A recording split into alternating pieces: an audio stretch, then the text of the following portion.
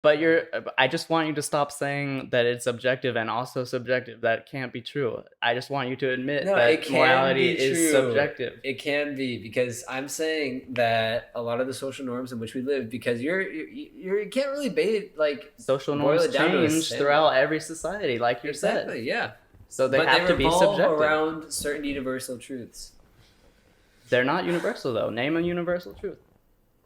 I mean, I would just think that killing people is bad. Like, I'm just saying. Okay, what if there's a society that believes that they'll go straight to heaven with 72 virgins if they kill somebody? Are they wrong? I mean, I would say so. Based on what? The human condition. What is the human condition? It's just being human.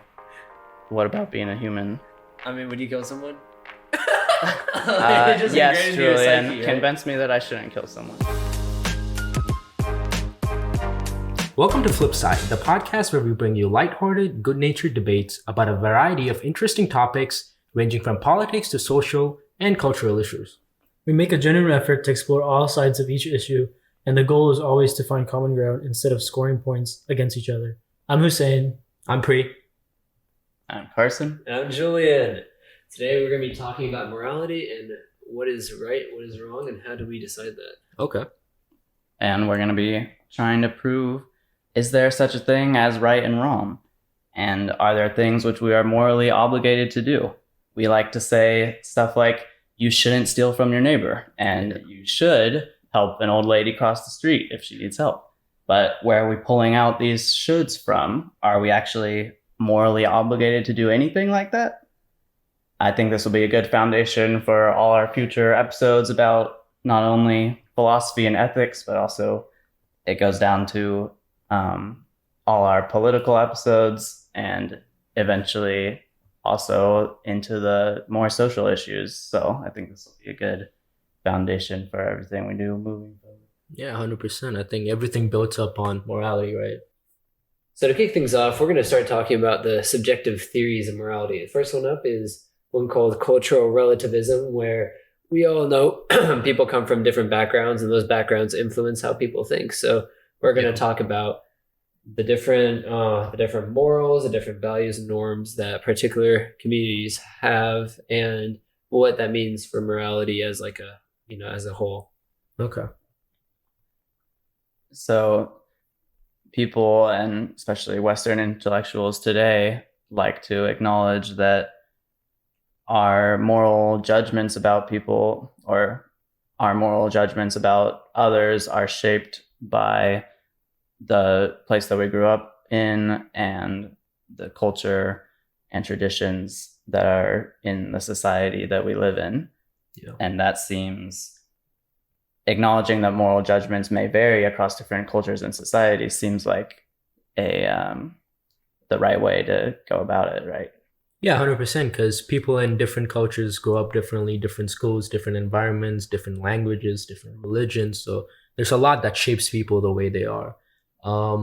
Especially like I have an idea in terms of like Singaporean people, what cultures they have, what ideologies they have. And then Americans, like since I've experienced both, like I could definitely see that how the environment plays a difference in cultural opinions and morality.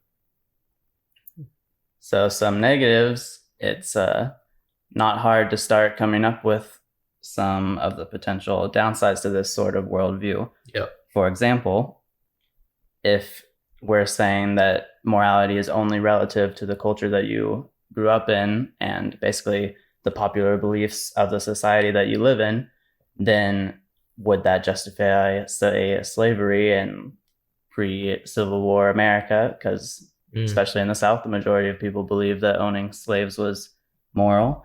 Or in, say, Nazis, they would believe the Holocaust was right based on their society. Yeah. So is that a moral view that you want to defend? Is that the Holocaust was actually morally right in terms of what the Nazis believed? Or it was wrong relative to Western democracy values, but it was right for the Nazis?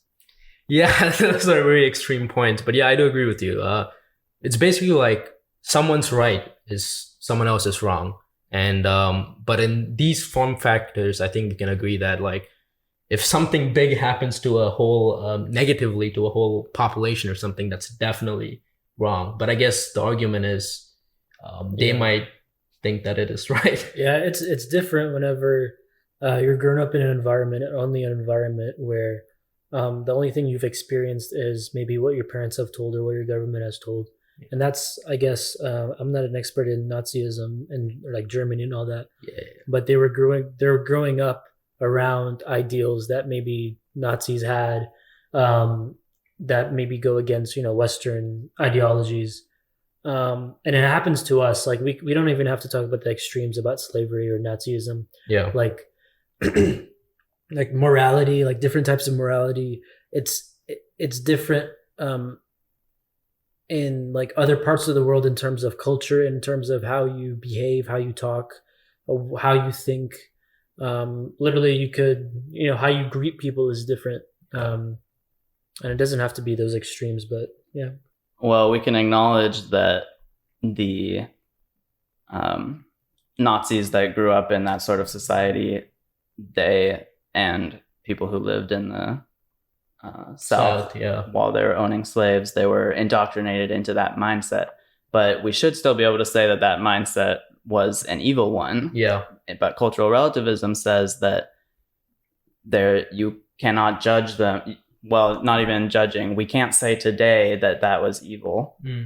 We can say it from our perspective, but not the perspective of anyone else. So we can't really say anything at all. Yeah, I think that's the problem with cultural relativism, is because it's like passed down beliefs and like decade-old beliefs. So when you're growing up with it, you think about that. But I think at some point you've gotta use your own like intuition or mind basically to see what's wrong and right, and that you don't always have to follow what everybody else says.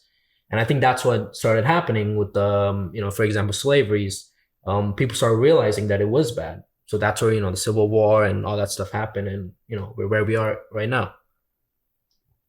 I think it's really easy to talk about it in a general sense like that, but it's not even across time. I don't know. I'm just looking at this theory and just thinking about it. I mean, is it something that like those perceptions that you carry with you to other places? Like, how here in the States, we have a certain like set of cultural norms, and that's like right for us. Like we can do certain things here that is okay in our society, but then when we go somewhere else, how do we navigate that? Is it like their norms are right, so we have to adapt to them, or it's like because we come from a background that they have to acknowledge us and allow us to do what we are used to? So I think like just in a practical sense, like when you start coming down to how different people move to different areas, and I mean that whole belief that like, I mean, foreigners coming here should assimilate to our culture, or we should try assimilating whenever we go abroad. I mean, how do we even navigate those issues with a mindset like this, where everyone has a different a different right? Yeah, I mean that's what the con is at this point with this. It's hard to navigate that, but I think as we explore some other stuff, other mindsets, we start to understand that you have to cooperate with people in order to, live peacefully and not create conflicts. But we'll get to that in a bit. But talk more about this. Yeah. Do you guys think the Nazis, or the people back then, whenever they had slaves, do you think they knew that what they were doing was morally wrong? And what is but also what is something we're doing today in our society that maybe people in the future, or maybe someone in another another country thinks what we're doing is morally wrong, the way we view Nazism as morally wrong? You know what I'm saying? What's an example? I would say one of the biggest ones is materialism. If you look at the US just per capita, we have some of the highest like emission and of carbon emission? Yeah, but carbon we know it's wrong though. Yeah, but carbon emissions and other like I'm trying to think I guess that's a subjective thing. like pollution rates and all that, because but I think that's like everybody knows it's wrong though. I don't think it's like we're trying to, but they don't care enough to change it. So maybe that's a little bit different from the people in the Nazi party who believed that they were doing the right thing. Another interesting thing to think about is if the Nazis would have won the war, that's the only difference between what the Holocaust being right and wrong. Because if they had won, they would have promulgated their beliefs. Yeah, so is that something we want? Yeah, they do say that winners write history. So and also, changed everything. If you lived in the 19th century, 20th century during World War II, and you could go talk to a Nazi, how would you prove to them that their ideas are wrong? And that's not really something that cultural relativism offers. Yeah. Yeah, but one thing I'm kind of thinking about now that kind of parallels, I won't say it parallels Nazism, but like it kind of follows the same path. From our perspective, the way we've been taught history you could ask a similar question of, is the United States right, like, to how we've colonized other people, like the Spanish-American War, like the Philippines and all that stuff, or the war in the Middle East. From our perspective, from what history has taught us, we believe that what the United States is doing in anything is correct. Right. But the people on the other side, just like how back then, they probably have another point of view. So I think we're kind of in that like clouded judgment that we believe morally it's right, you know? Yeah. It's hard because we went against the British because we thought they were, their beliefs were against us. And then we did the same thing basically for like these Native Indians or Native Americans, those tribes, or in other countries where we colonized them. So I understand where you're coming from. Yeah, that makes sense. Yeah. So there's a bit of gray area, and we might not be. So if you're thinking about Western society, you could say, and like comparing it to the rest of the world and the rest of other cultures throughout history, we still might not be the perfect society and have all the perfect morals, and we can acknowledge that. But can't we also say that we do have some sort of idea of what types of morals and cultures in a society lead to more human flourishing and more well-being overall? So can't we say things like the Inca Native American tribe sacrificing probably hundreds of children to their gods, that was morally wrong regardless of what they believed? Yeah. In much of the Middle East, in the majority of the Middle East, homosexuality, you can be sentenced to the death penalty for it. Can't we say that that's wrong? In South Asia and also in the Middle East, women are forced to cover themselves in cloth bags so that they won't be raped by the men who apparently can't control themselves. And then in some rare regions, or it's not as rare as you would hope it would be, the father actually feels like they are more obligated to kill their own daughter after they've been raped in order to preserve the family honor versus going after the perpetrator and blaming the perpetrator. They instead blame their own daughter. So looking at all these horrible cultures and practices that exist around the world, is it so hard to say, okay, let's not be tolerant about that? They actually don't know as much as we do about what is conducive to human flourishing. Yeah. So we should be able to prove it to them like that. Yeah, I know what you mean. I guess that's the best thing about all these different ideologies, is that people who have that mindset, there's others who go against it. So we can try to tell them that that is wrong. But the problem is making them understand and telling them that's wrong. Because sometimes they're just so opinionated and think what they're doing is right that no matter what you say, it's not going to change their beliefs, which is what the problem is. That's why wars happen, because we can't convince the other to, understand. But then it's like, do we ourselves have the right to force our own opinions and our own beliefs on someone else's culture that they've grown up on? Have you guys watched Midsommar? Don't think No. so. The movie? You guys have never watched it? No. Well, I watched it literally last night, but like one of the things they do in their culture, it's like a tribe inside. Yeah. What they do is they believe that this is fiction, I'm pretty sure, but from 0 to 18, you live in a house or something like that in like a village, and then from 18 to 36, you do a pilgrimage, and then 36 to 52 or something, you work, and then when you hit 72, you kill yourself, because they believe that that's how the life cycle should be. But they're all happy with it in this movie. They're all joyous. They're happy. It's like an honorary thing to kill yourself at 72. But if you look at it from our perspective, obviously it's like to kill yourself at 72, our opinions kind of are that you shouldn't do that. But in their community, you know what I'm saying? In their community, it's like a good thing that they value. And the same thing, it's kind of parallel to the Native American thing. From our perspective, you know, sacrificing children or sacrificing people, you know, that's a bad thing. And like, yeah, it is a bad thing from my perspective. You know, I'm not saying that, but from their perspective, the people who are being sacrificed probably are babies. No, well, yeah, okay, well, maybe okay, baby's a bit different. But if you're a teenager, an adult, and you're being sacrificed, then yes, you might be scared of dying, but they also kind of understand that their life is being sacrificed for the greater good of their society, so they're okay with it. But are they actually? So it's kind of like the society that they're in are kind of manipulating themselves. Yeah, exactly. But we're also doing that to our society. We can go back to objective versus subjective once we're probably going to continue to go back to that throughout this episode.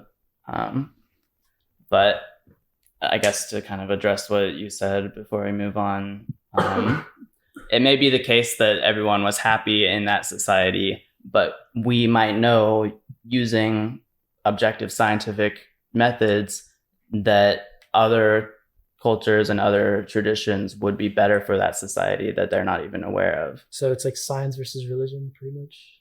Yeah, pretty much. And that's what it comes down to. In the second part of this episode, that's going to be what we spend the whole time talking about. We'll get back to that then, I guess. So quickly, emotivism is another sort of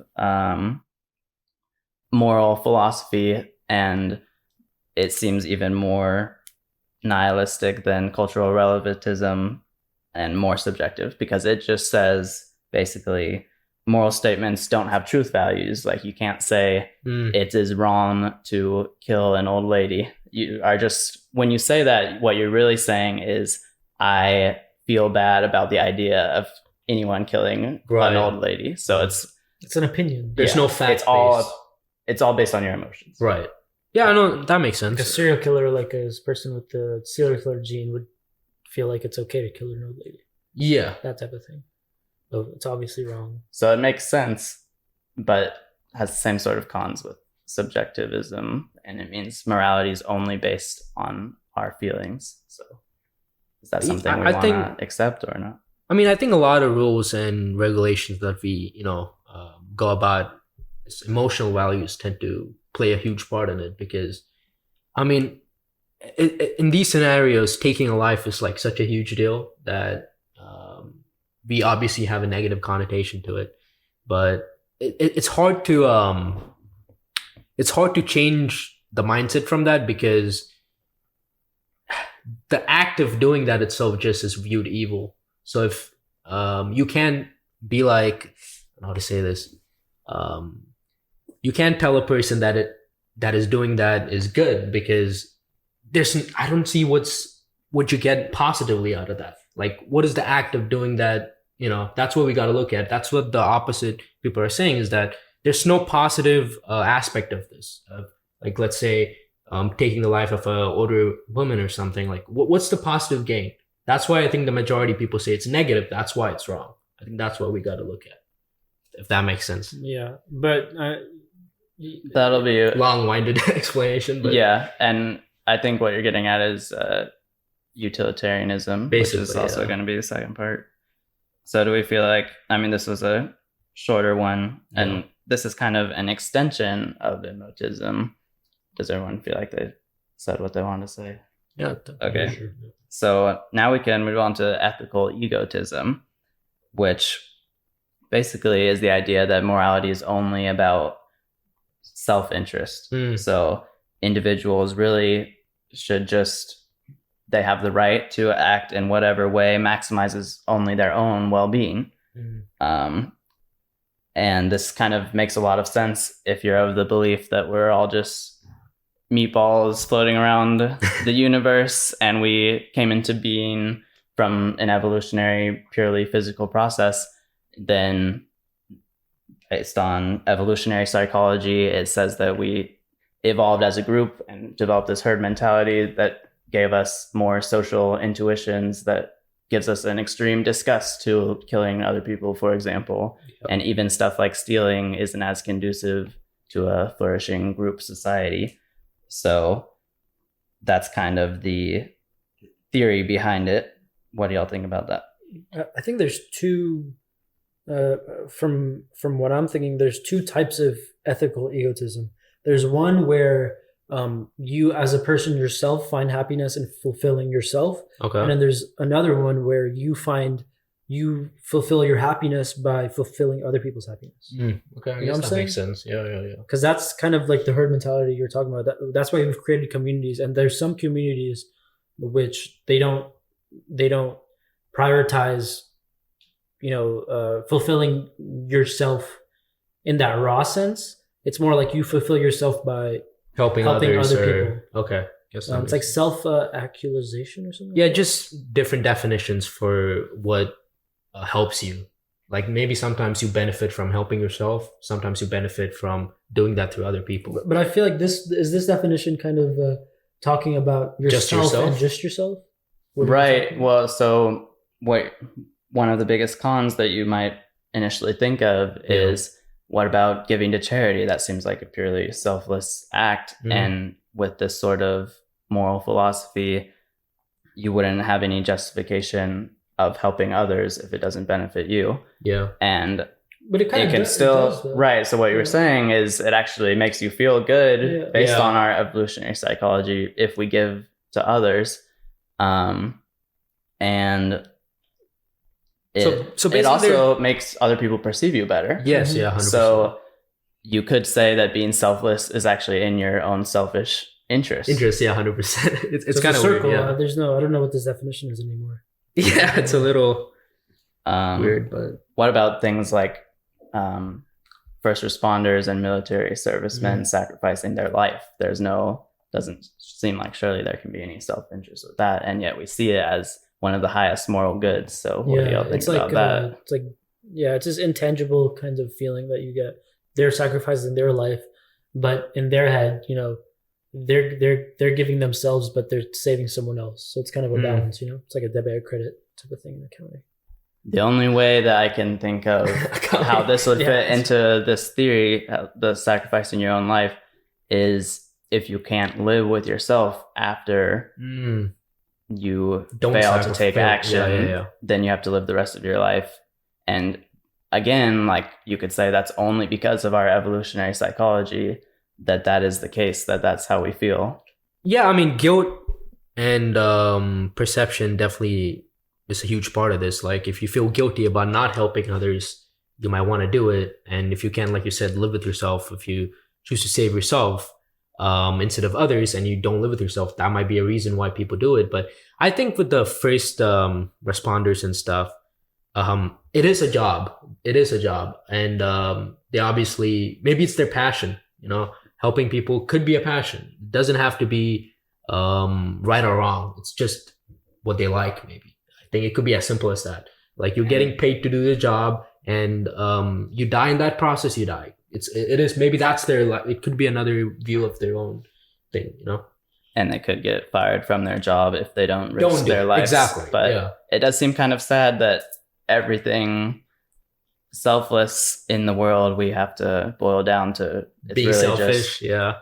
your own acting in your own self-interest in the end. But that is what makes sense in a evolutionary terms, where all our personalities and traits that we have as a species developed only because that is what maximized our own survival. Yeah, 100%. Evolution is based in self-interest. Yeah, I mean, So- it goes back to the living in tribes, or like living back in the way back, like thousands of years ago. Like, you had to fight for yourself. If you wanted to survive, you've got to go against people. You got to kill people. You got to hunt animals. You got to do all that. So I think every human in the world wants to live for themselves. Obviously, in the society that we've built, it's become like we live for our children, or we live for our spouses or something. But at the end of the day, it's for yourself. Like, you want money for yourself, you want growth for yourself, you want to do something you like. I think it is going to be selfish at the end of the day, I think. Okay. Any objections? Well, kind of one of the things you talked about in like people taking their own lives whenever they feel guilty. I'm kind of thinking of what their self-interest is in that. Or is that it's not really a self-interest, but one of the flaws that we have in our own human body and our human mind? Because I don't see us. It only depends on what they see as their self-interest. So people that commit suicide Maybe normally, at least at that point in time, feel like they don't deserve. they feel like life would be worse if they were there or continued something. living Yeah. versus If they That makes sense. Or it could be one of the flaws that we have as human beings. Because you don't see that in nature. You don't see animals killing themselves. You know, it's kind of like it's like a human psychology detriment of the extra sense that we have. Yeah. But what about statists? So they take Status. pleasure in causing pain on others. How do you tell them that they're wrong? Because they're really just pursuing their own self-interest. Well, I think. Well, it's kind of wrong because the person you're harming, they don't have self-interest in what they're doing. You know. But should you care about that? No, but this I think that's philosophy the thing. says they should only care about themselves. Yeah. It's Wait. I think if this is your viewpoint, then you just have to bite the bullet on this and maybe say the other part of this is the social contract theory, where morality arise. This is also based in an evolutionary perspective. Morality arise from an implicit agreement that we all made with each other that in order to maximize our own well-being and ensure the stability of our society, that we're going to follow certain rules, like don't kill people even if you want to, because we have a social contract with each other to not cause that. So you could say, even though the sadist was pursuing their self-interest, they breached that social contract that we all have, and that's why we have no choice. I mean, we can't. They had the right to pursue their own interest, but we just have to get rid of them, put them in jail or something, or else it's going to cause chaos in society. The problem with also that, like killing other people or the self-interest in that is that you've got to live your life afraid that someone else is going to do that to you. I think that's one of the biggest reasons why we have these rules and stuff, is that one, you don't want to do that and you don't want anybody else to do that to you. I think that's what it is. It's expect what you do. And I don't know, there's a saying, I forgot. The golden rule? Yeah, basically. Like treat yourself how you. Exactly. Like if you don't want that to come against you, you want to save yourself, you're trying not to do it to other people. I think that's where the social contract and stuff comes from. Yeah, it's mostly like a limitation of like stopping you from doing things that impair like people's agency, right? Like the moment that extends beyond your circle, and that is kind of limited by, what is considered moral in that theory. So does this completely like take away ethical egoism? Because I feel like that kind of goes against. No, it's like adding a limitation to ethical egotism. So there's a limit to everything. Yeah, imagine everyone has the right to pursue their own happiness, right? But within the limits of that social contract, and that's how we move forward. Yeah, I guess you can pursue your happiness as long as it doesn't, I guess, take away from another person's happiness. Which is a theory, right? Basically. Well, yeah, I think the social contract thing is just kind of, I'm sorry you were pursuing your own happiness and we can't expect you to do anything else, but it's just something that we have to do, even if it can't be morally justified. What are morals if we're all just on a rock floating in space? I mean, it's just something we have to do for us all to collaborate successfully. Nihilism, though? That is not... Right. We'll get to that. Okay. Wait. Right now. Right now. Okay. Look at that. So nihilism. Weren't you excited about this topic? I was excited about this topic. Someone else introduced it because I have a counterpoint later on. Okay. So nihilism is the rejection of all religious and moral principles in the belief that life is meaningless. Okay. It's funny to be excited about nihilism. You'll see why. A bit of a contradiction.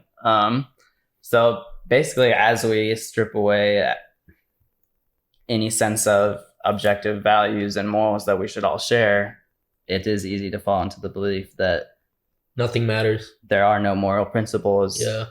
Because there can't be if they're subjective. So does that mean that life is just meaningless? Or maybe, the only counter I can really see is that the meaning of life is to pursue your own happiness. That would be the ethical egotism. Yeah. view. Coming back to that. Yeah. What is your counterpoint? So are you going to tell your... Well, I can't make a counterpoint if there's no point being made. Okay, so Let's get into it. You want us to defend nihilism? No, I want you to explore what does nihilism mean in our society, though, because I think living for yourself, like completely self. No, it's not that. That could be. I would think Living that for nihilism. nothing? I don't know.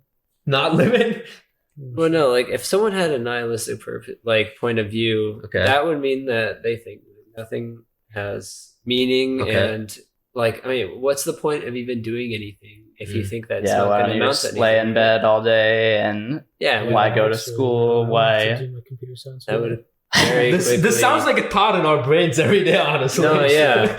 Very quickly leads to something like depression. Honestly. Yeah. That's just an existential crisis, which, I mean, that is something that many young people suffer with, are facing. And it's in part maybe because of all this cultural relativism and subjective views on morality. Do you think like all that has gotten too much that people get forced into nihilism? Like, I actually kind of think people are born into nihilism. Whenever you're born a baby, like your mindset, you don't really know what life is, so therefore it kind of is meaningless. But society and yourself kind of you create meaning yourself as you grow older. You know I would disagree personally because, I mean, I don't know. I was just like thinking about like, you were, I don't know who was, I think it was you who was saying that like a downside to being human is like that human intelligence, right? The thing is like, I feel that whenever we're born in, we're like originally born as like an animal, I guess, right? Like we have the purpose to like survive, eat, like reproduce. Like any other animal would, and we've created a society and sort of like removed ourselves from nature almost. Like we live in air-conditioned buildings and we drive cars to work, we don't walk, we get food from the supermarket, and eventually that kind of separation, I feel like that removes a part of nature, and it makes us ask ourselves like, what's the point then if we're not like, I mean, we kind of moved on to a purpose that wasn't like our initial purpose. You move from no purpose to a purpose now. That's what you're talking about. I would think it's the other way, honestly. It's like you remove yourself from that, like the environment almost. So I would think that would cause nihilism. I have... Oh, you can go ahead. I was going to change the subject. Okay, well, I had one more thing to add. This belief that life is meaningless, it might be possible, but it's very difficult looking at biologically. Because biologically, whenever you're born, like you said, your survival instincts, how to live and how to ultimately, biologically, everyone is born to reproduce eventually. Biology says the meaning of life is to reproduce, procreate. So oh, really? Is that the definition of biology? I mean, that's how, from an evolutionary perspective. So maybe that's the meaning of life. No, it is. It's true because that's what it is at the simplest sense. But is that enough for people? That's my point. It's like once you remove yourself from that. But if you think about it, do you want to live to have sex with as many women as you can? Have as many children as possible? If that was the meaning of life, if that's how we live, then that's what the result would be. You're not afraid of it? I'm afraid of it. You are afraid of it. But the thing is, if you think about it, almost every impactful and meaningful thing we do in our life is to reproduce. Everything, we go to school to get a better education, to provide for the family that we're going to reproduce, Yeah. I mean, there's a part of our brain hardwired to like children. Exactly. And we're created with meaning ourselves. Well, I think, that is what, it's more so that we're trying to maximize our own happiness. And for most people, reproducing gives us that happiness. But there's other things in life that we do not for the purpose of reproducing. Like, anytime you watch a TV show or go on vacation, even if you're already married and have kids and got a vasectomy and your life doesn't end. So I think that kind of does though. No, don't you lose those? You just dislike. You'll die whenever that happens. No. But like Everybody over 50. after biologically you're not able to reproduce, you lose certain hormones and certain feelings of life, right? Old people, they don't really that's get a horny. very tragic view of the world. But we can maybe have a different episode on the meaning of life. And that's actually true. Yeah. Sure. So Whoa! But before you change the topic, though, here's my counterpoint that I was so excited to drop. Finally. Like, well, no. So I guess it's not really a theory, but there's like a mentality Okay. that has kind of developed in response to this feeling, because it's been like, I don't know, it's definitely like prevalent out there. But have you guys ever heard of optimistic nihilism? Not really. Educate us. Well, it's like it's flipping it around. So Okay. imagine it's like you realize that nothing has a meaning, that we're floating on a rock in space going at 20 million miles an hour, and we're in a universe that's going to die. And I mean, once we're gone, nothing like looking will at the happen. good Right? side of it. Well, yeah, exactly. It's like it liberates you in a way to do whatever you want, and that is the meaning of your life, at least, which goes back into the egotism, like you were That makes saying sense. earlier. Yeah. But at this point, it's like saying like the purpose of life is whatever you make it out to be, which is how you can like optimism. You put the positive spin on yeah, I things. definitely see that. That's probably definitely a better mindset than just It's like Nihilism. Yeah, nihilism. I So feel like if is you're the feeling low. that way, then Yeah. that's an option It's for like you. escaping the simulation or the matrix. Kind or of. whatever. I mean, I imagine it's like, you realize certain things, you go down, and then it's like, wait, You go I can back do up. anything with this, and you go back up. I imagine. It's just like, This is definitely 100% a broader topic. like gaslighting yourself into Yeah, gaslighting yourself into believing that. I mean, everything is happy and stuff. Yeah. yeah. Okay. That's kind of sad, actually. Okay, And so it works if the person thinks that, they're it happy. does still seem like we would like to be able to prove to a Nazi that they were wrong, and we would like to ground our own beliefs and values in something that is universal and objective. So we will now start to look at some options for grounding morality in some sort of objective. Okay. So now we're going to go into the objective basis of morality, starting off with utilitarian / consequentialist. And the definition of that is a morality that is based on the principle of maximizing overall happiness and minimizing suffering. Actions are judged by their consequences, and the morally right choice is the one that brings the greatest good for the greatest number. Okay. So the majority, basically. Sure, yeah. Yeah.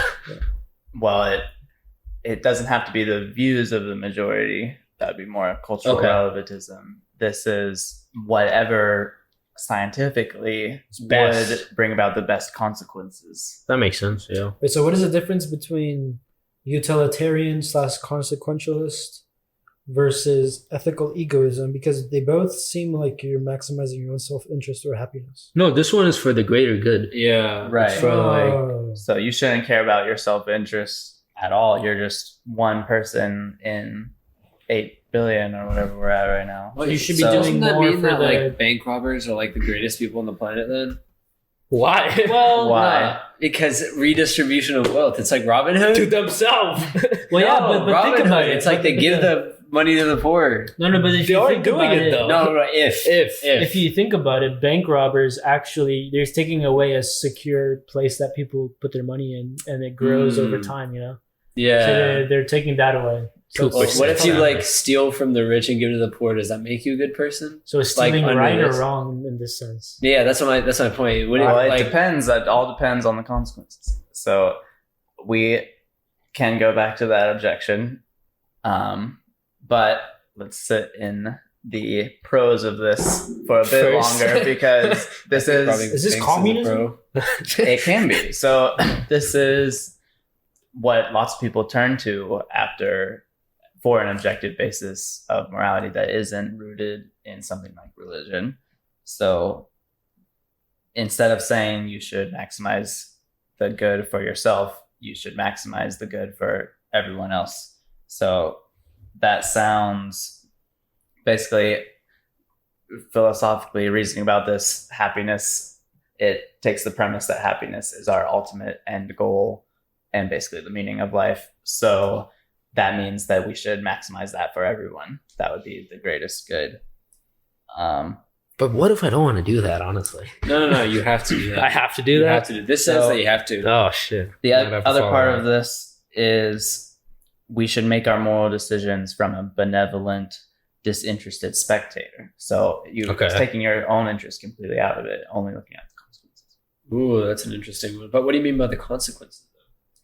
Okay, that's another objection. So we have this principle of utility, which is the happiness that we're trying to maximize. But there's a lot of questions that come up with how do we define the utility that we're maximizing? What is happiness? Like, should we build a society where everyone lives in vats of goo and are injected with drugs that make them hallucinate and Matrix? perfectly happy all the time? Not even the Matrix is more like Brave New World or The Giver, where they can't experience any suffering at all. It's not clear that we have an idea of happiness. There's also the idea of lower goods and higher goods. Like, how do we quantify happiness in a way that we can compare the happiness you get from reading poetry versus the happiness you get from getting drunk on a Friday night? Like a roller coaster type of thing. Or a roller coaster. Should we put everyone constantly on roller coasters? I don't know. So that's one objection. Like different types of happiness. Because the idea of this is that you're doing some sort of calculus with happiness to try and sum up everyone's happiness and do the math to find whatever actions What's the best possible way? The greatest good. So basically the one with the most positive outcomes and not least negative effects, basically.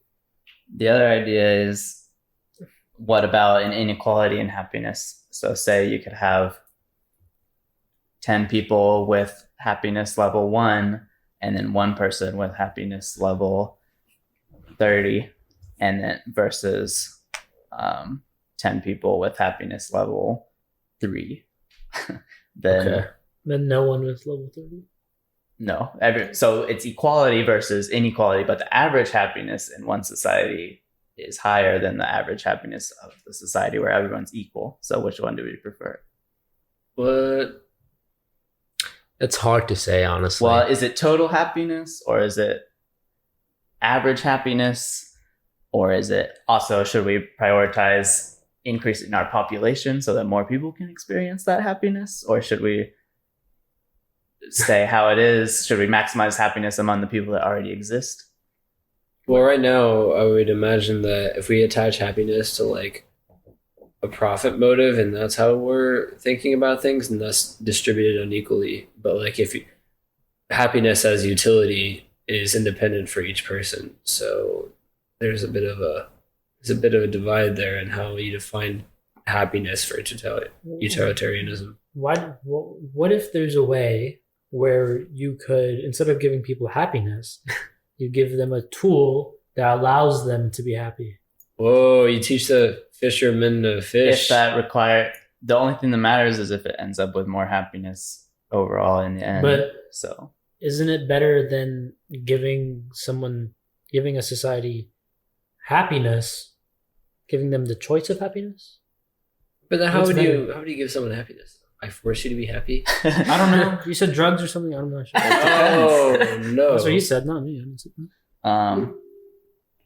Right. So, I mean, we could say that we want to just maximize well-being in general, and maybe happiness is not the same as well-being, and someone that is living in a vat is not achieving the higher order of happiness that comes from like achieving your goals and stuff like that. And we should try to maximize that sort of happiness. I mean, I think the problem is different people have different, visions for happiness. Like different stuff gives different people happiness. So it's hard to choose one specific thing and tell everybody else to follow everyone through. Likes receiving presents. Everyone likes. It's like the love language. Okay. Yeah. It's like physical touch would make you happy, or getting gifts, or words of affirmation. What That's the love taken language. the test? What's your love language? Mine's I actually actually don't know. quality time and I feel like mine is quality time too. Mine's Anyway. probably both of those as well. morality. Hey, what's yours, Carson? What about It's- Oh, physics? he's a Let's robot. get Wait, into what are you that. programmed Actually- to? What language are you? No, his is probably researching. That's what his love language is, honestly. So internet scrolling, Python, Python. Java. Are you a Java kind of guy? Or This does not have to do with what we're talking about. I think it's fine. Okay. It's flip side.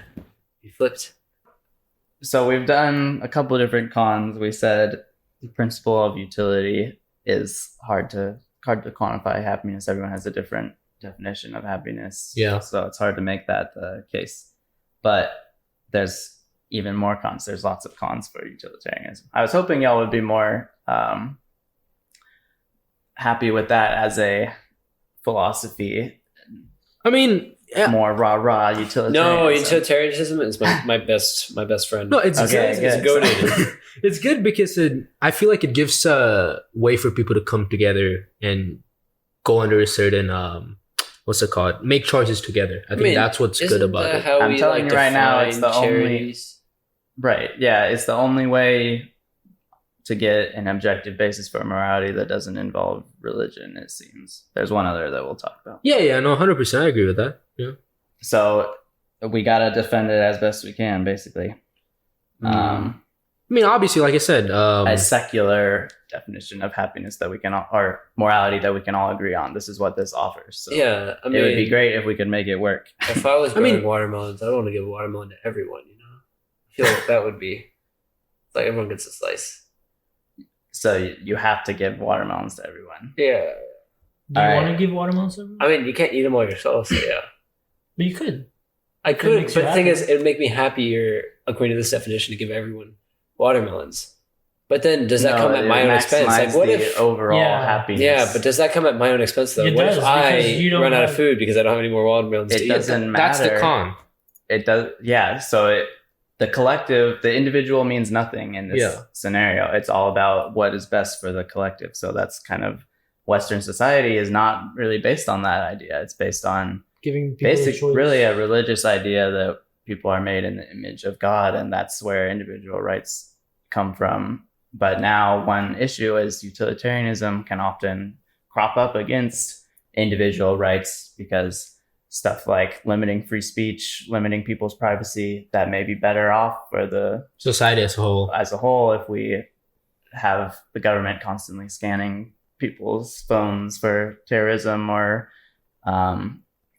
depression or any sort of Mental health issues, maybe. right Yeah. that might indicate that they're gonna Do something. do yeah. something wrong in the future, like Prevent it. that might maximize the utility overall for society, but don't we care about ourselves? Yeah, I mean, we've seen like even the movies where like, is Fahrenheit one of those?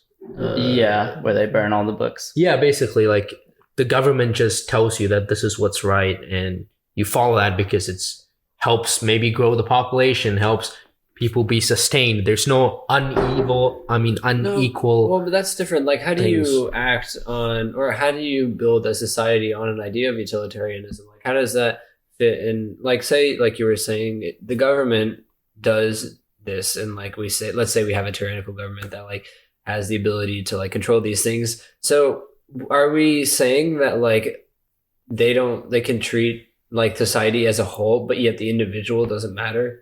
So then the collective I think that's what it decisions- is. That's yeah, what that so is. the collective decisions will always like outweigh individual. Yeah, I mean, Right. if it benefit that the mindset is that if it benefits the society as a whole, you've got to do it. That's kind of what it is. But can you see that functioning in like a modern world? No, today? because we're not doing it. That's what the But problem it does is. though. It's It does. You think so? Yeah, like communist places, they do it. And how's that going for them? yeah. Go Well, back, but that's from our like, perspective, 40 it's not going years. well. But from their Well, perspective, from it could a- be. It's the I same mean, thing. I Like mean, China Any is doing sort fine. of objective measure.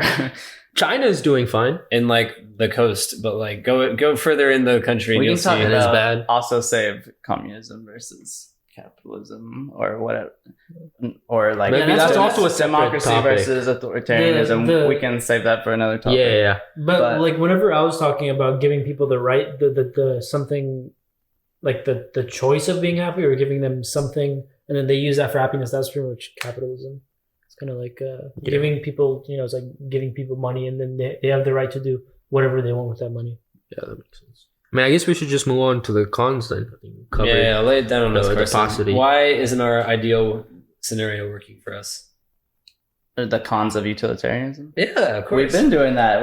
No. I guess we've been mixing it in. Is that it? We've been mixing it. I think that might be it. Yeah. So, I mean, there's more. All right, we can bring it to the trolley problem. So, this is our poster. new poster here. Yeah, if you're listening on Spotify. We keep forgetting to go to YouTube. There's a trolley barreling at top speed down a track, and there's 5 poor, innocent souls strapped to the track.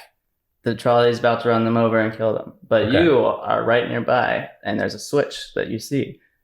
You could run to that switch and switch the track to go off to a different direction. But then on that side, there's 1 person tied to the track. So if you do nothing, it'll kill 5 people. If you switch the tracks, you would be, in essence, murdering 1 person. So the utilitarianists would say,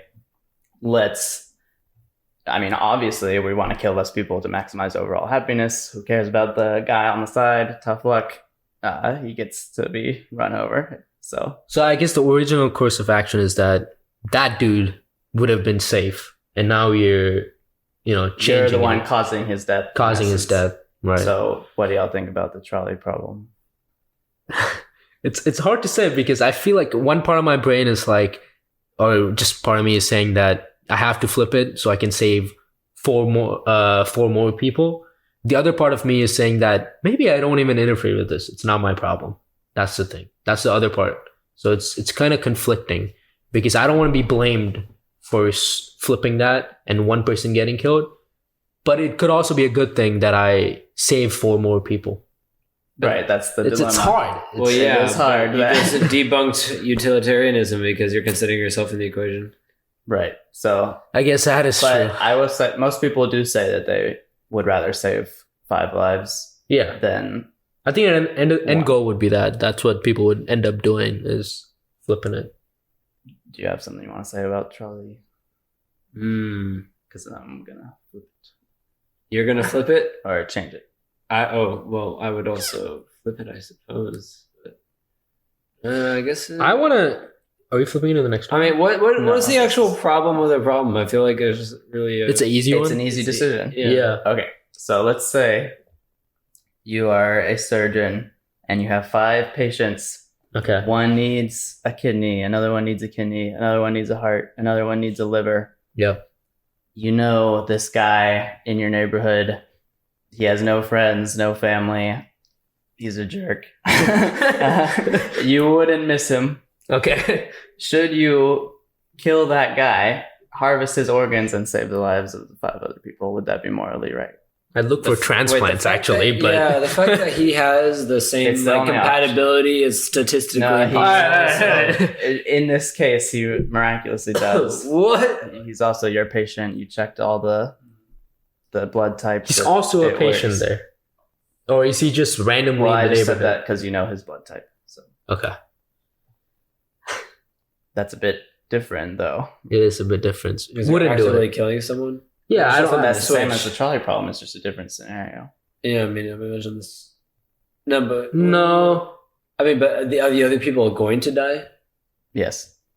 I guess it's just like the trolley problem. Yeah, it's just the same thing. Right. But it's not really a matter of, obviously, if you were given the option of, kill 1 person and save 5 people, or save 1 person or kill 5 people, mathematically. But you're not killing 5 people if you're a surgeon. I mean, no. Like, well, you kind of are, because you had you kind of have the option to save them. So it's not killing. You're not killing. You're not killing. It's just saving lives. It's similar, though. I mean, to a certain degree, it's similar. If you kind of have the option of saving someone's life and you don't do it, then you're gonna have the guilt. But in this case, it's like, okay, from those options, you would choose the kill 1 person and save the 5 people logically.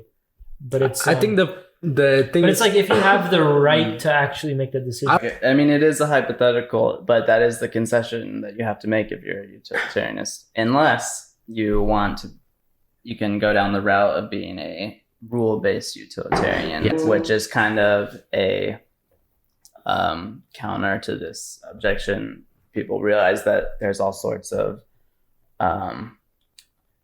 places where this sort of mindset would break our intuitions. In order to propose a solution to this, people go to rule-based utilitarianism, which says that whatever action you take, if you universalize that as a rule that everyone followed, would that have better or worse consequences? So now you're not just looking at the short term as an act-by-act basis. You're thinking about long-term. If we set the precedent that we can kill innocent people to take their organs and give them to people who are about to die, then everyone's going to live in fear of being kidnapped from their homes and forced to be an organ donor, and that might have long-term worse consequences than saving or letting these 5 people die. Yeah. That kind of That's the problem with that. I guess that mindset is. there was this one example. I was searching it up. I learned it in my business class like last semester. Have you guys do you guys know about like it wasn't Batman, but pretty much it's Alfred asks what's his name, the Batman guy, Bruce Wayne. He asks him this philosophical question about, would you, if there was a bandit who was terrorizing a village, right, or a forest or something like that, Okay. if he was in the forest, would you burn down the entire forest to catch the bandit, or would you preserve the forest and let the bandit go? I think that's like a similar question to what you're trying to say. Yeah, and I think that was it. another one that uses Batman. Batman says he will never kill people. That's his moral principle that he sticks to. But the Joker, he's always terrorizing so many people. He gets caught by Batman every time, and then he goes to jail. But Batman knows he's inevitably going to escape because he's done it 5 times before. So why can't Batman just make an exception this time to his moral rule to kill the Joker? So that's where rule-based utilitarianism falls short. And also, this is called deontological ethics as a broad category, which is the idea that rules and principles should be followed irrespective of the consequences for morality. So like, it's never okay to kill someone, it's never okay to lie, etc., etc. It's never okay to kill an innocent person. That gets you out of the organ donor problem, which your intuition tells you it's wrong to kill that person, take their organs. But it also gives you a different answer to the trolley problem, because now you have to just let the trolley go and kill those 5 people. Well, I mean, it's the same case in both scenarios, though. It's like you let the people die in both cases.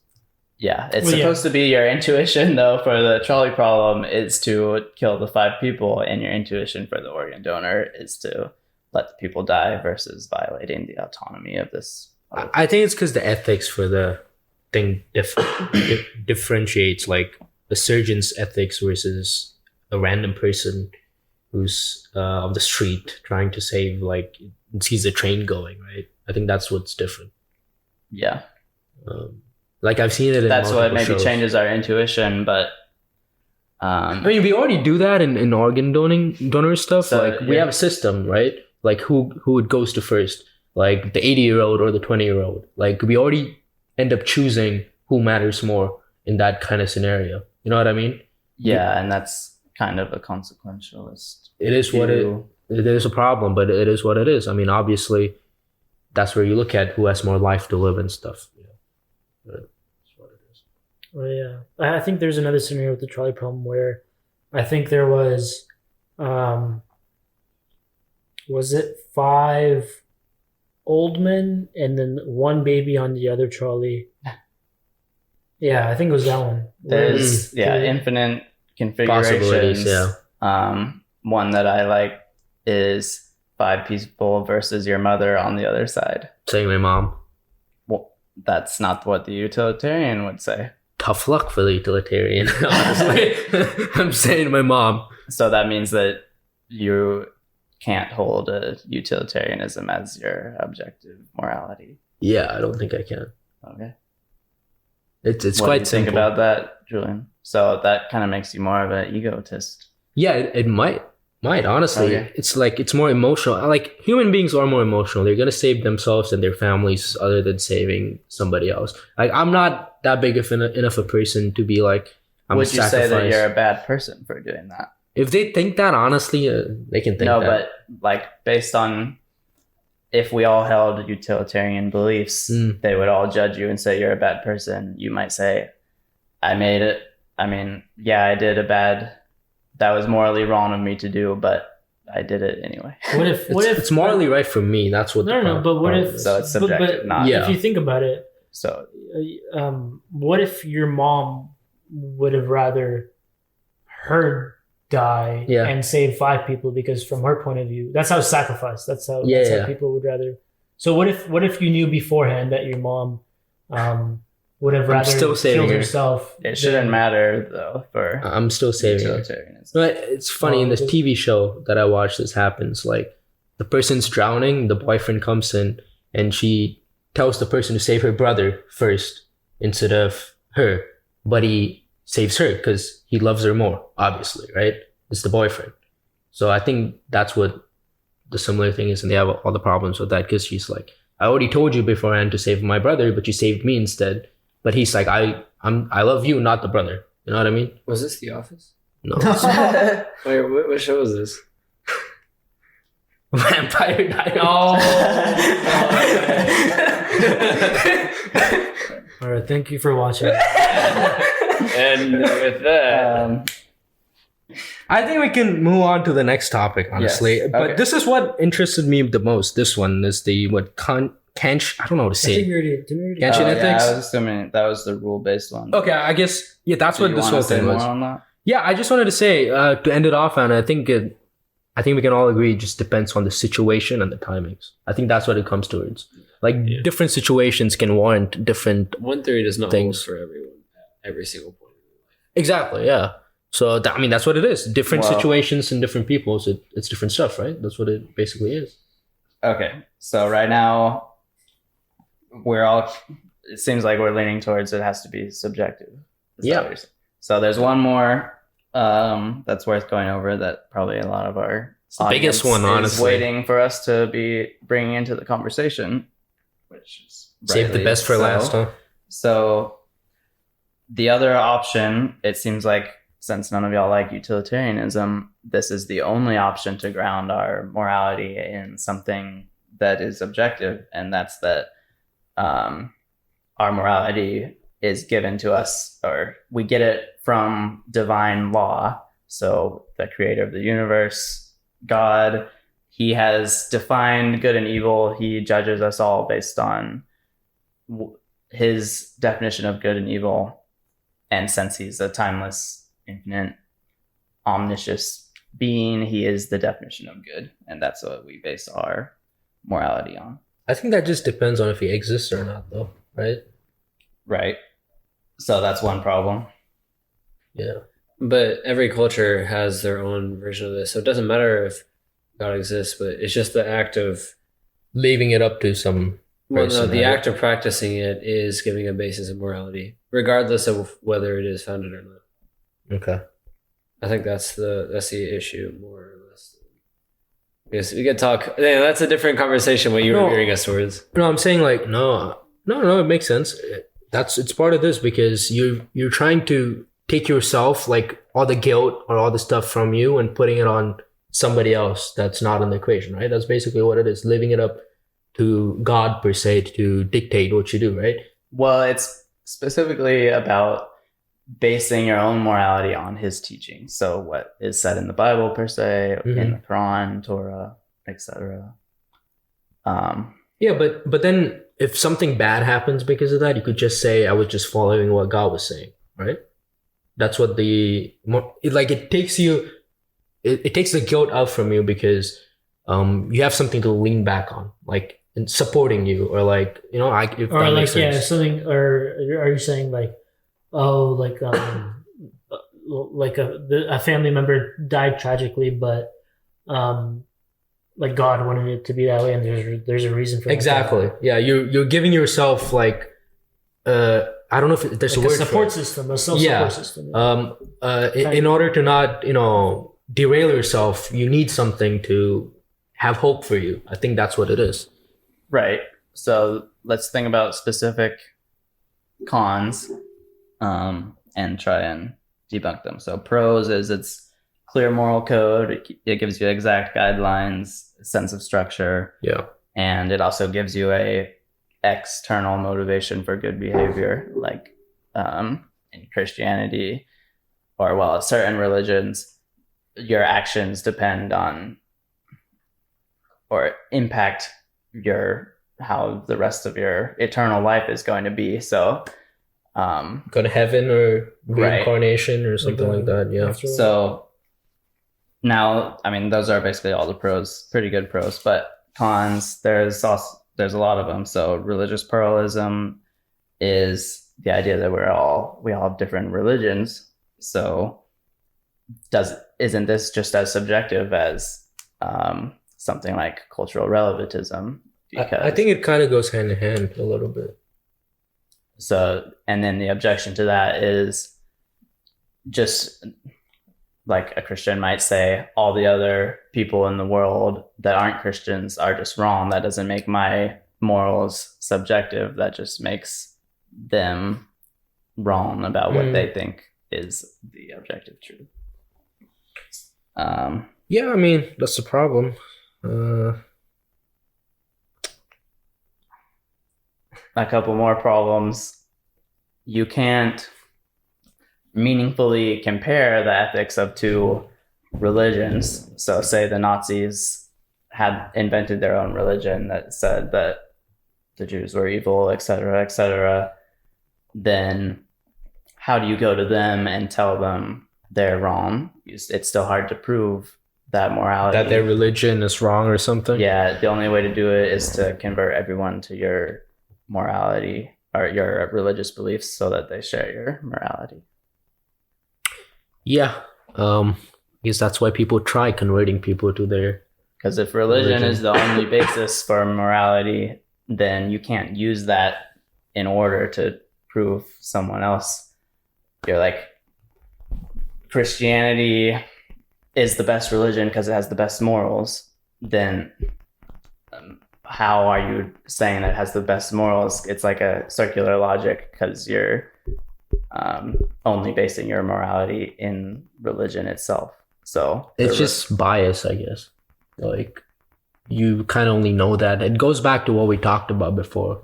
Like, you've grown up on it. That's what you believe in. Like, unless someone else tries to educate you about it and you try to, your mindset is that you want to actually try and engage in that and compare and contrast the stuff, you're just going to be stuck in what you believe in.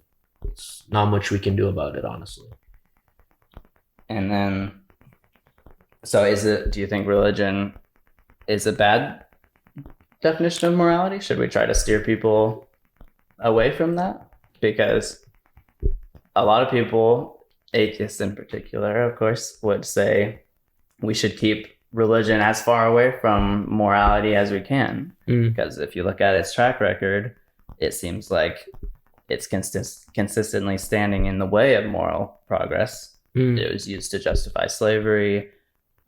If you believe in gay rights, animal rights, trans rights, all these things, if you look at the religious text itself, it seems like you have to take a different perspective than you might feel like you want to intuitively.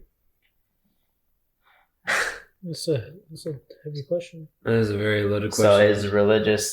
So that would make it seem like religion is a bad source of morality because it's conflicting.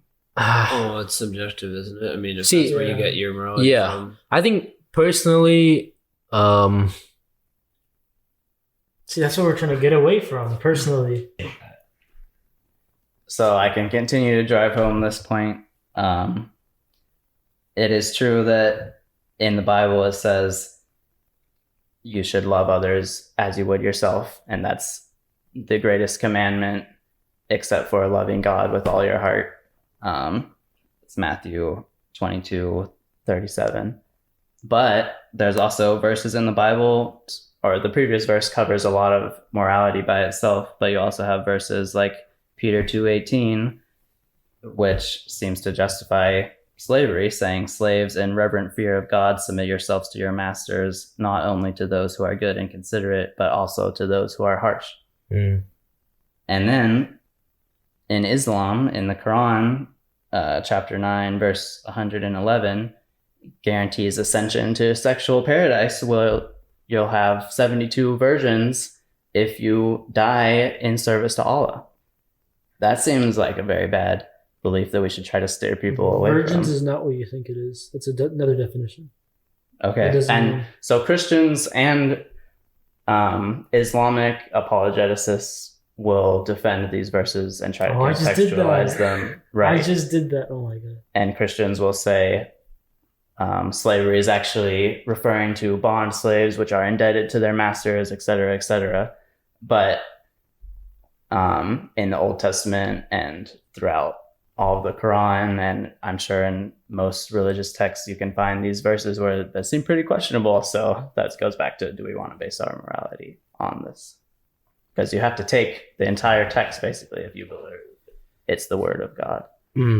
Maybe the simple answer could be that times have changed. Maybe that's what people believed in. Well, yeah, but before. you have to consider that people believe these things to be a like something that transcends time. Like, for instance, people that believe that like that the Bible or the Quran especially comes from God, like it is God itself. It's like timeless. It is, exactly. So It's meant to go through time, and in any circumstance you could go back to the Bible or the Torah or the Quran or the, I don't know, Hindu scriptures or whatever, and the answer will be there, because that's the message that God or gods have given you. I mean, whatever. yeah, we've had this argument with non-religious stuff as well. Like, for example, in our first episode, we talked about the Constitution, right? Obviously, and the time, right? Yes, so it's people pretty much interpret it differently. Exactly. And that's why we have people, like even just theological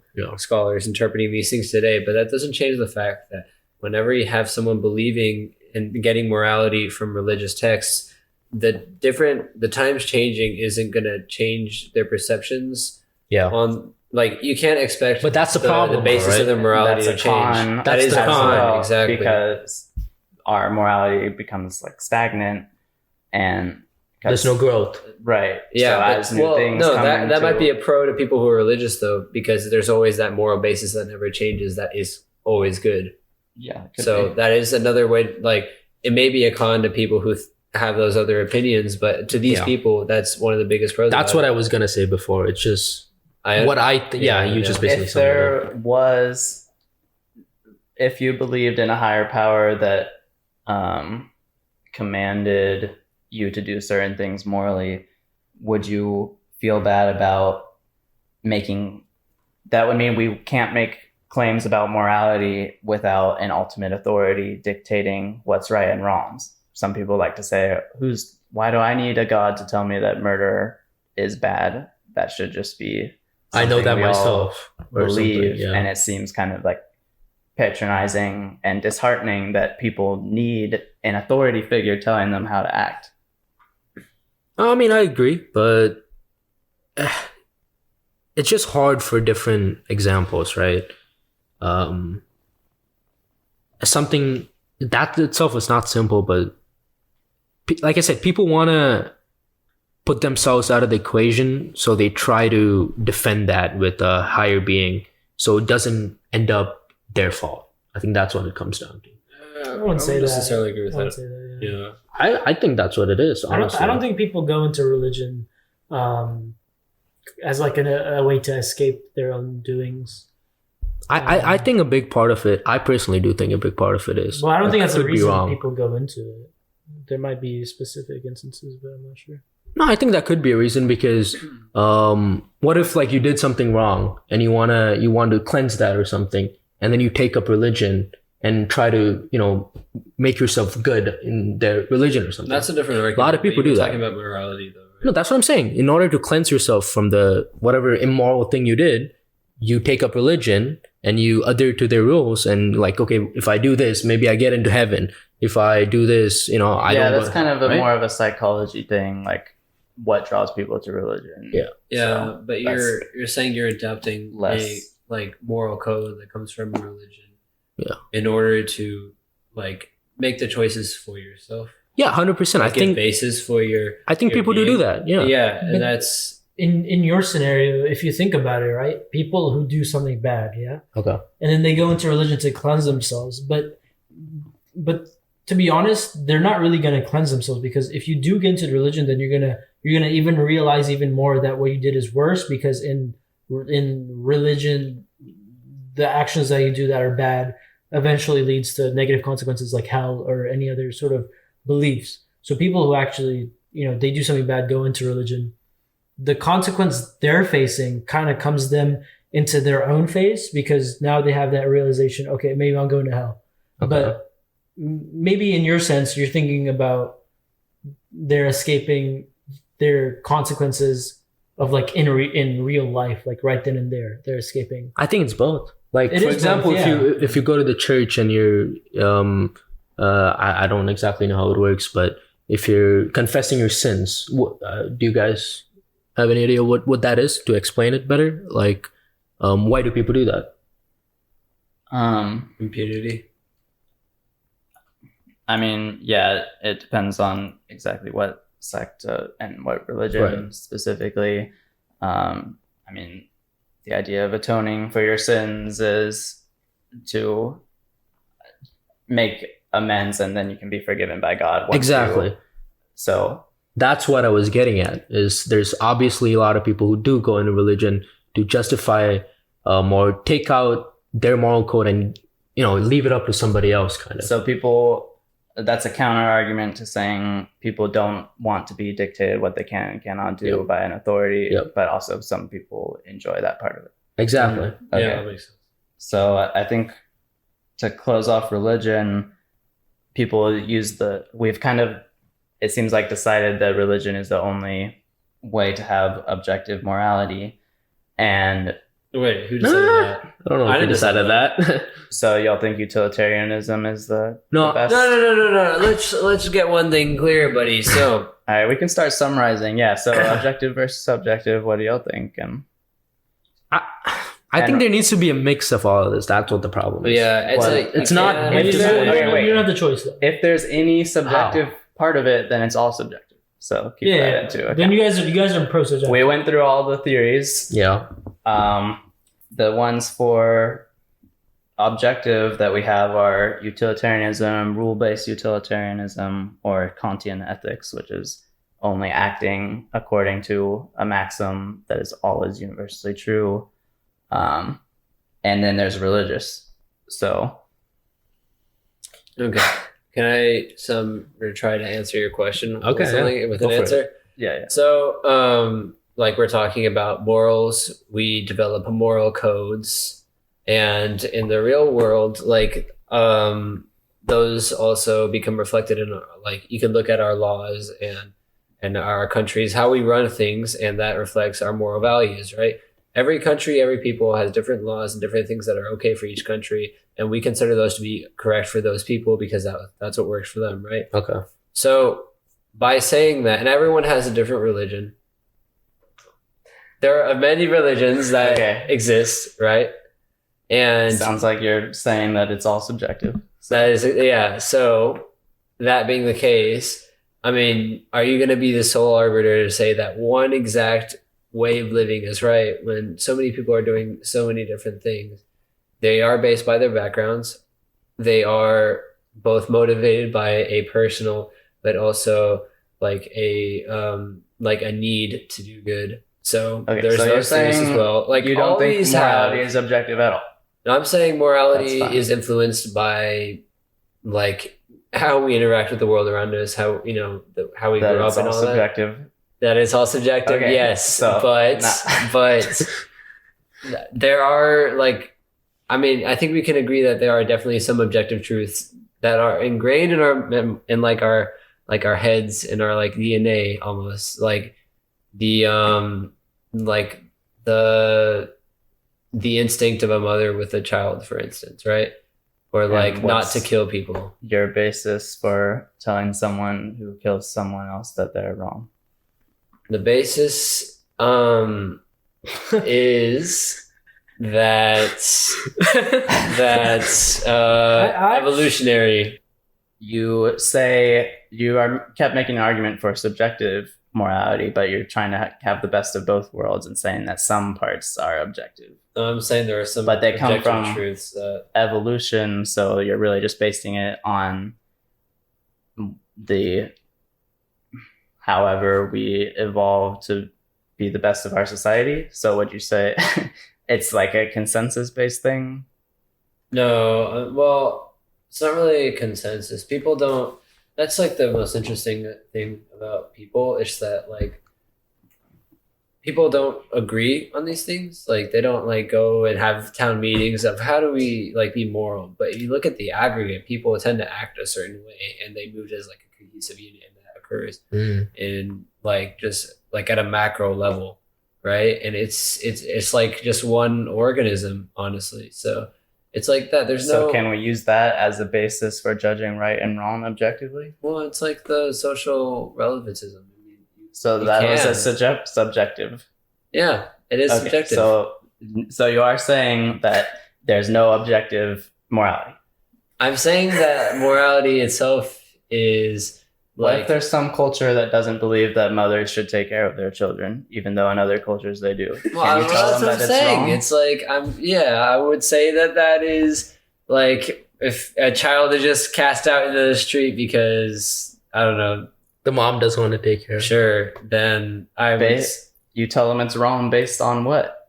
Based on you gotta pick the human condition. It's your responsibility, I guess. It's just human, like, I don't know. I feel like there's just gotta pick a philosophy that we have here. I don't think you have to. These are the best. That's my point. It's all subjective. So I think that's what we got. I just want you to stop saying that it's subjective and also subjective. That can't be true. I just want you to admit that morality is subjective. It can be, because I'm saying that a lot of the social norms in which we live, because you can't really like social norms change throughout every society, like you said. Exactly. Yeah. So they have to be subjective around certain universal truths. They're not universal, though. Name a universal truth. I mean, I would just think that killing people is bad. Like, I'm just saying that's like... What if there's a society that believes that they'll go straight to heaven with 72 virgins if they kill somebody? Are they wrong? I mean, I would say so. Based on what? Human condition. What is the human condition? It's just being human.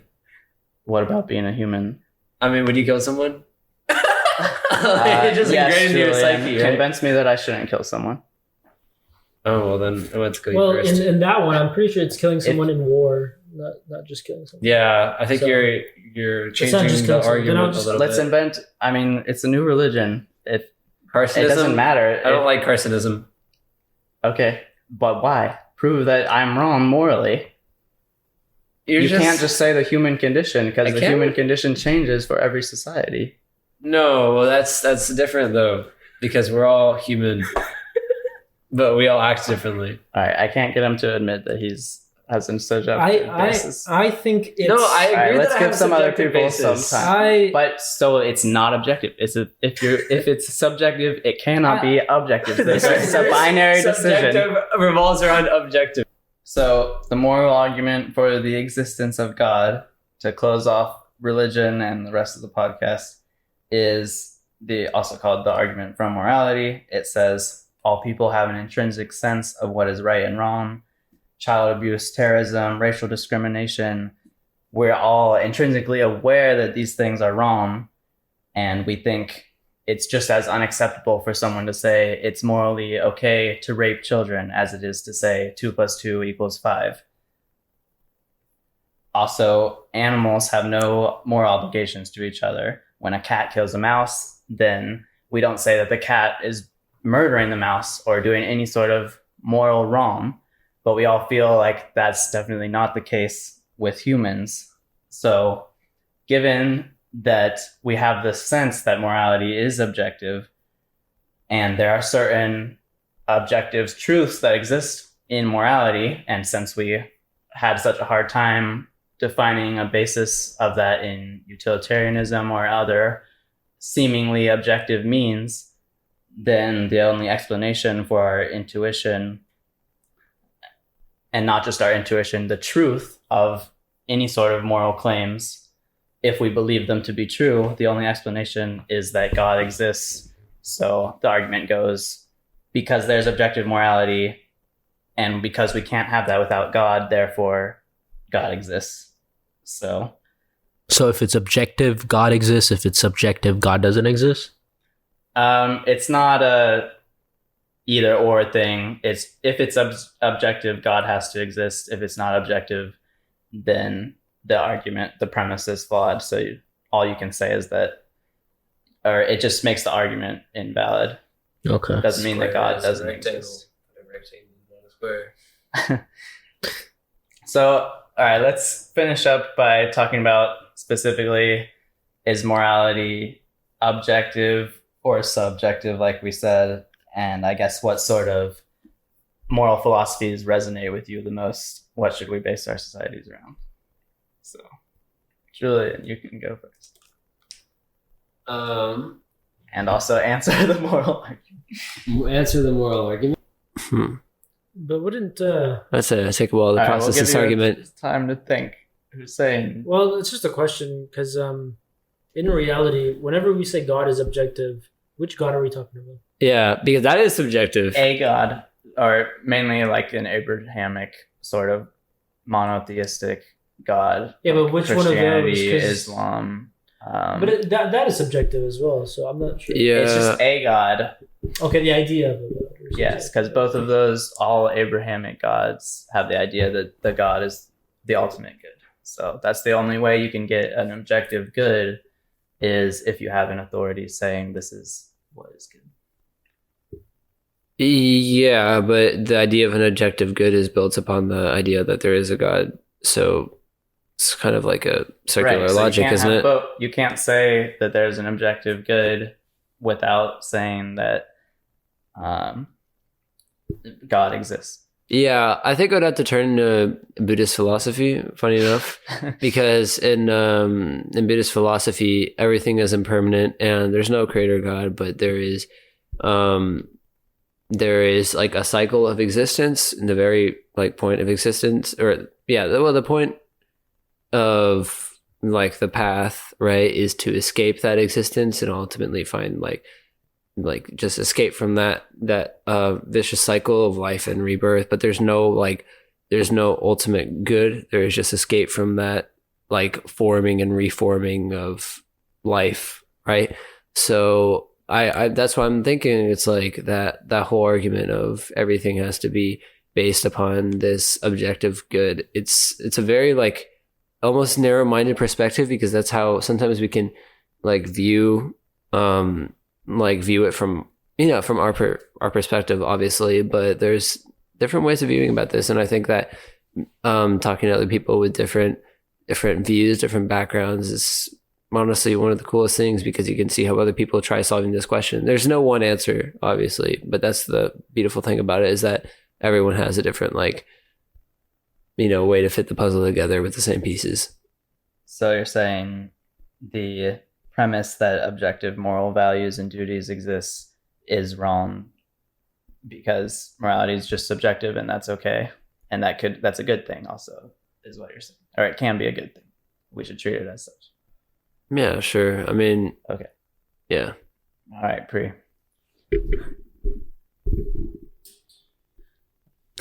You're a little closer, buddy. I am a little closer. Yeah, I think I would say the same thing. I think it is subjective. I guess we are gonna end up on that no matter how long we talk about this. So yeah, I think it is subjective that people believe in different things. People believe in different morals, and at the end of the day, it's their own choices. So that's where I ended up on, to be honest. All right. I think it's objective. Okay. Objective? Mm-hmm. Explanations. Based on what? Based on, in the sense that there's like a higher being that knows all and knows what's best. And if you follow whatever that higher being is, then whatever you want to happen will happen, sort of thing, in a way. Do you think that that's the only explanation for objective morality that's possible? What's the other one? Utilitarianism, maximizing the greatest good for the greatest amount of people at the expense of individual rights and your mom, etc., or Kantian ethics, which is a set of rules and principles that you always live by. If you want other people, basically, stealing is wrong because if we universalize that rule, then people would be stealing from me, and I don't want that, and it would cause anarchy, etc. I don't know. I'm not gonna lie. There's so much That's to what think about. Kantian is? Yeah. It's situation based, right? But that means that It's objective? you can never lie to save someone's life, or you can never flip the switch on the trolley because you're killing Why? an innocent person, Why? because it's absolutism. Yeah, Like- absolutely true. Is that what Kantianism thing Yeah. you're using? Okay. Interesting. I guess we didn't really talk I'll about probably lean towards the religious aspect, but I also have like, everyone has their own opinions and stuff. Opposing the religious stuff? I mean, you could, yeah. I mean, I'm sure there's a lot of people who do that. So I would say if you're religious, then it still benefits you to try to find a secular basis of objective morality so that you can tell other people that they're morally wrong, so that you have some sort of basis on your belief. Because even if you are religious, then that's not going to help you in moral debates if the other person doesn't believe in what you do. Or you could spread religion. And everyone is... Or the you same have to religion convert as- everyone to your... Which is, I'm sure, historically, that's what everyone's been trying to do because they're not willing to have that. But is that a realistic sense that eventually we're going to have a world where everyone shares the same religion? No, but So- people are going to keep The trying. act of doing that, it's Okay. like you're also invalidating what everyone else believes. Of like converting everyone else? Yeah, because you're saying that your moral code. Well, yeah, it's pretty much saying you're Well, right. they would be, because people believe there's only their God is the right God, so the other people are wrong. There's Yeah, other, it's just sticking to there's your other own problems guns like and stuff like that. God or religion doesn't provide explanations for everything. Like, is there an explanation in the Bible about what to do in the trolley problem? I guess they might say, or Christians It's might inferred or say, something. God would in that moment give me the knowledge I need to make the right decision that he agrees with, etc. So, Yeah, it's a heavy topic. okay. What about you? What is your... So I don't think there can be any objective basis. Even religion still has that leap of you ought to do what is good. So it's still making that assumption. I think religion is definitely the closest you can get to an objective good based on a divine authority. But like I said, if you're religious, it's still in your benefit to look at secular aspects. I think from a secular perspective, if you're of the belief that we all came into being based on evolution, then really the most realistic option is egotism, which is that all we can say is that everyone should try to maximize their own individual happiness, and we have to still structure society. It doesn't work to structure it around that because we can't have sadists running around free. So even though we can't morally judge them for doing what they think is right from this perspective, we still have to throw them in jail because of our social contract. I think that was a fun podcast. I think we covered a lot of topics, but I think Let us know your thoughts in the comment. let us know what you guys comments. think. Actually, Are yeah. you subjective or Exactly. I objective? Carson will read every single Which- one of them. You would. We get like one video. But like, comment, subscribe. We have a Instagram page, maybe a TikTok soon. But see you guys until the next one. Peace.